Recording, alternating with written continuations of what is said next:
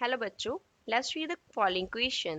The earth may be considered to be a uniform sphere of radius capital R equal to 6.4 into 10 raised to power 6 meter. A satellite is in a geostationary orbit. एक satellite geostationary orbit में है. Show that the radius x of the geostationary orbit is given by expression gr square is equals to x cube into omega square, where small g is the acceleration of free fall at the Earth's surface and omega is the angular speed of satellite about the center of the Earth. So first of all, we will talk about the key concept used in the question. इस question में क्या key concept use करेंगे? तो question में हम क्या देखते हैं कि मान लो इस पोजीशन पे हमारे पास क्या है, अर्थ है, यहाँ पे क्या है, अर्थ है. तो अर्थ के अराउंड हम क्या कंसिडर कर रहे हैं, एक ऑर्बिट कंसिडर कर रहे हैं, that is Jio stationery orbit. कौन सा ऑर्बिट दिया गया है हमें, जियो स्टेशनरी ऑर्बिट. जियो स्टेशनरी ऑर्बिट हमें दिया गया है.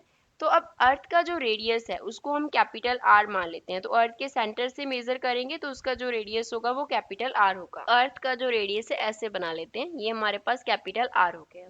अब हमें क्वेश्चन में जियो स्टेशनरी ऑर्बिट का जो रेडियस है वो कितना दिया है, एक्स दिया है. तो यहाँ से लेके यहाँ तक का जो डिस्टेंस है वो कितना है, एक्स है. कैपिटल आर जो है वो हमने क्या लिया है, radius of earth as given in the question. Radius of earth and small X जो है वो रिप्रेजेंट करता है रेडियस ऑफ ऑर्बिट को. रेडियस ऑफ ऑर्बिट को.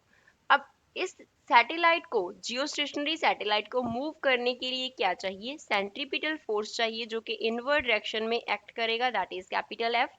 कैपिटल एफ क्या है, सेंट्रीपिटल फोर्स रिक्वायर्ड. तो सेंट्रीपिटल फोर्स जो है वो इनवर्ड एक्ट करता है और इस केस में प्रोवाइड कौन करेगा, ग्रेविटेशनल फोर्स ऑफ अर्थ. कौन प्रोवाइड करेगा, ग्रेविटेशनल फोर्स. अर्थ का जो ग्रेविटेशनल फोर्स होगा वो सेंट्रीपिटल फोर्स प्रोवाइड करेगा. तो इन दोनों फोर्स को इक्वेट करके हम इस क्वेश्चन को सॉल्व करेंगे. सेंट्रीपिटल फोर्स का जो फॉर्मूला होता है वो क्या होता है, एम ओमेगा स्क्वायर आर होता है. यहाँ पे आर नहीं, हम एक्स लेंगे क्योंकि हमें क्या दिया गया है, ऑर्बिटल रेडियस एक्स से इक्वल दिया गया है, is equals to gravitational force that is G M, M upon क्या हो जाएगा, एक्स का स्क्वायर हो जाएगा. अब यहाँ पे जो कैपिटल जी है वो ग्रेविटेशनल कांस्टेंट को रिप्रेजेंट करता है.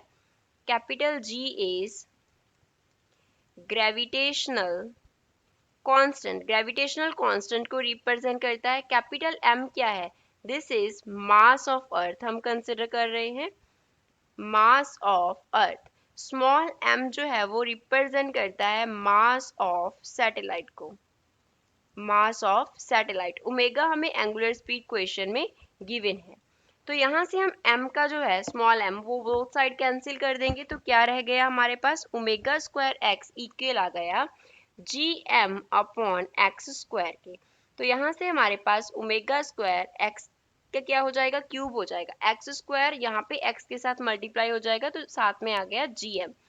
अब राइट हैंड साइड पे हम क्या कर देंगे, multiply and divide by R square. Multiply and divide by R square. R square से मल्टीप्लाई डिवाइड कर देंगे तो यहाँ पे क्या आ गया, यहाँ पे आर स्क्वायर आ गया तो डिवाइड हो गया आर स्क्वायर से. तो लेफ्ट हैंड साइड पे क्या आ गया, ओमेगा स्क्वायर एक्स का क्यूब आ गया. राइट हैंड साइड पे हमारे पास क्या आ जाएगा, G M upon R square अलग कर लेंगे और साथ में आर स्क्वायर आ गया. अब जी जो है स्मॉल जी वो क्या है, एक्सेलेरेशन ड्यू टू ग्रेविटी को रिप्रेजेंट करता है. Small G is acceleration due to gravity. और एक्सेलेरेशन ड्यू टू ग्रेविटी का जो फॉर्मूला होता है that is G M upon R square होता है. तो हमारे पास क्या बन गया, omega square X cube is equals to G into R square. तो यही हमने प्रूव करना था. This is final answer for the given question. I hope you understood well. Thanks.